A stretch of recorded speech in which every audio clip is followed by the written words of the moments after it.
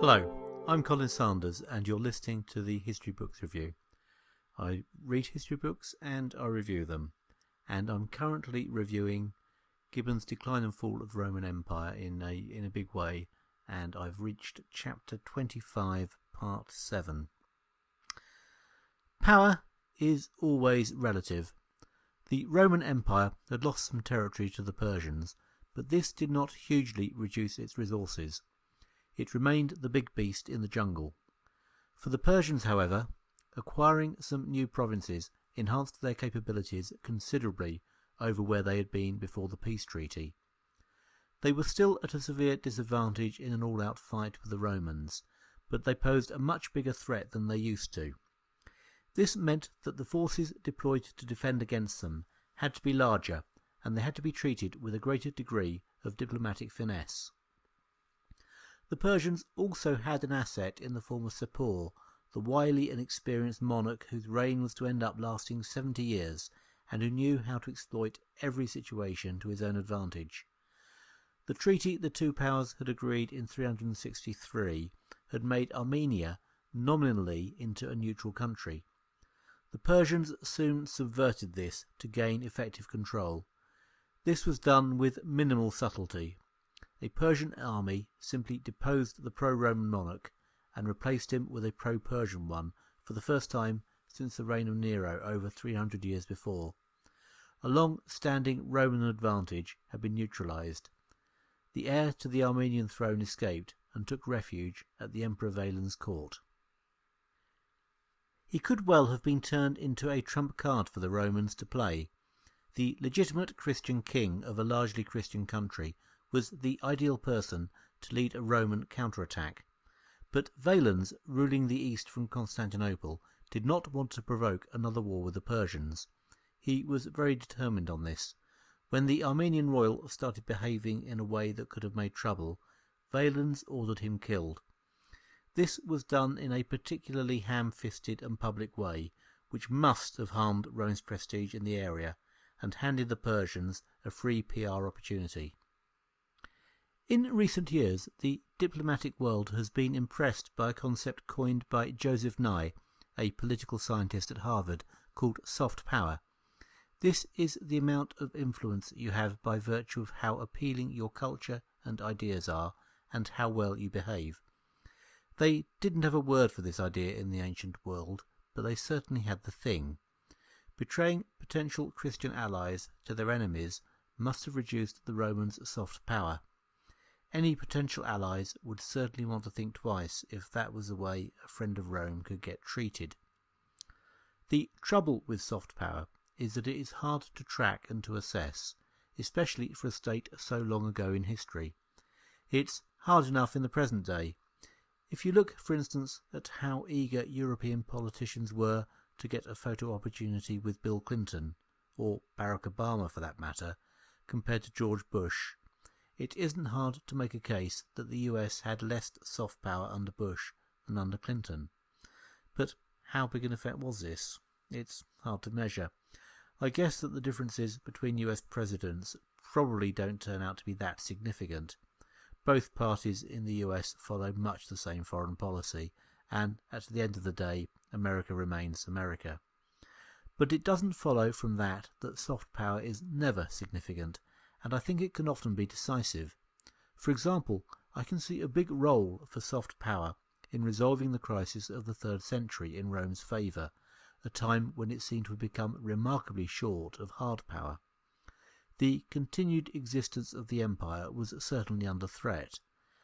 That it pulled through might well have been down to the positive feelings so many people had towards the empire.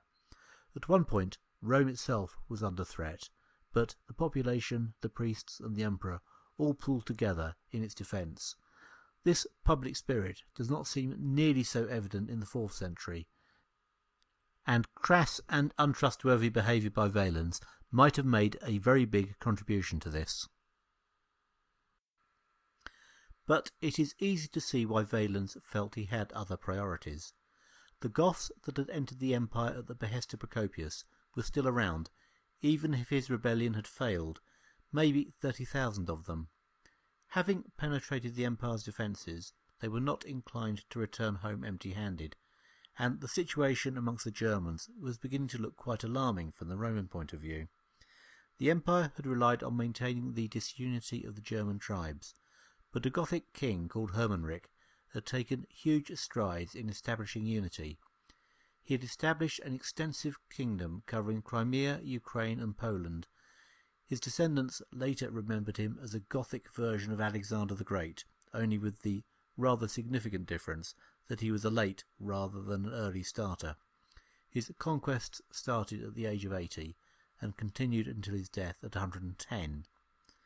Incidentally, this same guy is referred to in J.R.R. Tolkien's favourite Anglo-Saxon poem Beowulf under the name Jormunrek.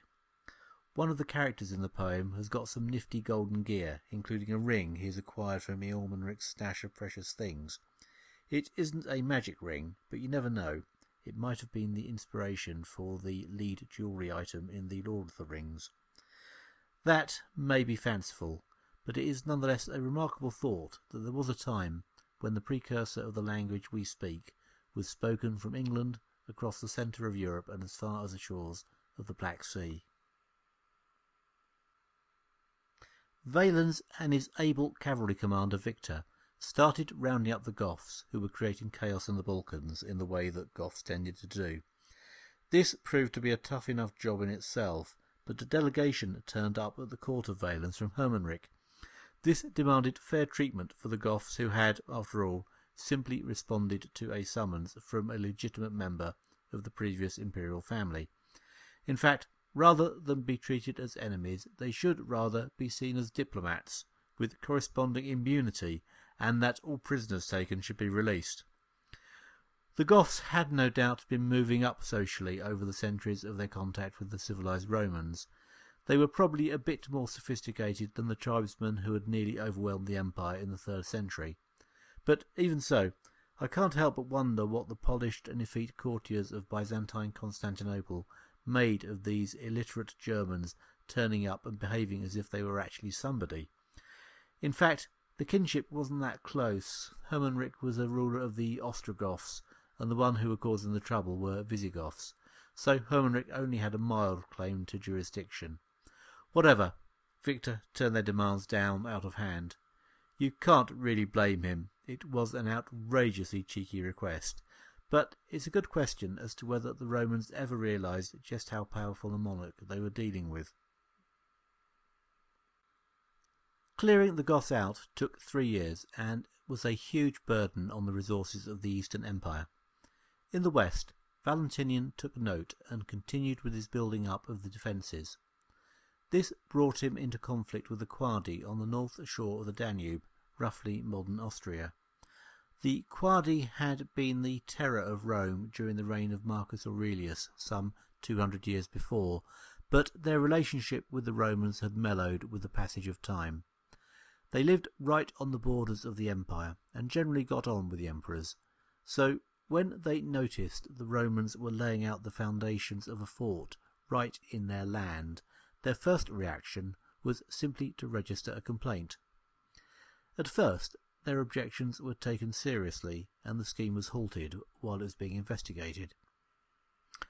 However, a newly appointed and well-connected young official, who was still a bit wet behind the ears, intervened. He decided that the Quadi needed to be put in their place. Their king was invited to a dinner, ostensibly to discuss matters. Then, during the meal, he was brutally and publicly killed. This incensed the Quadi, who instantly invaded the province neighbouring them and took their revenge in the form of stealing whatever was valuable and portable and destroying whatever was valuable and immovable. This was an episode that again showed the empire to be run by the untrustworthy, but it was also incompetent. Large numbers of troops were at the time deployed in Africa, dealing with the troubles in that region. The last thing that should have been done under the circumstances was to gratuitously create another crisis. And a crisis indeed it was. The Quadi had been joined by some Sarmatian horsemen. They reached as far as Sirmium, the largest city in the Danube region, but were repelled. They did, however, manage to eliminate 2 whole legions in the field. They were helped in this by disagreements between the Roman commanders over who took precedence. In the end, precedence scarcely mattered, since they both ended up dead. Luckily, a young general was on hand whose priority was defeating the enemy. This was Theodosius, the son of the Theodosius who was currently doing well in Africa. The young Theodosius did not let down the family name, and indeed this was the starting point of a career that would take him even higher than his father had managed. Valentinian was outraged when he heard the news, but judging by his actions, he was probably not given the whole picture. He now moved his forces from Gaul to deal with the Quadi, a difficult but necessary task. But he didn't do an easy but equally necessary thing while he was at it, which was to deal with his bungling officials. He was presented with an ideal opportunity to do so as well. On arrival at Sirmium, he was greeted with the usual empty flattery by the local dignitaries and functionaries. But as chance would have it, one of these was a man called Iphicles, who was dedicated to the philosophy of cynicism. As a good cynic, he was heedless of his personal interests and even his safety, and so saw no good reason to lie when the emperor asked him what was going on. Iphicles replied that the people, who knew very well what had caused the problem, were groaning. But Valentinian, who might even then have stopped the war by apologizing for the killing of the king of the Quadi, chose to back his agents and eliminate the invaders. He deployed the relentless Roman approach to killing people, honed over centuries. This continued until the winter compelled operations to be halted until the following spring. The Quadi knew that when the troops returned, their days as an independent kingdom, or indeed their days walking around on two legs, were likely to be short-lived. So, in the middle of the winter, a delegation of the Quadi sought out the emperor and attempted to negotiate a peace. This threw Valentinian into one of his characteristic rages. In the middle of it, he burst a blood vessel and died minutes later. Roman emperors had died many and various deaths over the centuries, but the death of Valentinian really is one of the classics. It was at the same time both surprising and unpredictable, but sort of characteristic of him. I think that's how he would have wanted to go, mid-rant and beyond contradiction. It's hard to portray Valentinian as a truly great emperor. He left too many unresolved problems and showed a pig-headedness that undermined a lot of the good his soldiering skills achieved. But he was competent enough, and his attempt to rebuild the defences might have proved valuable if a successor of his ability, or preferably a bit better, had emerged in the following years. As it was, he was to be the last of the Romans in the West to be in a position to really set the agenda and project power effectively.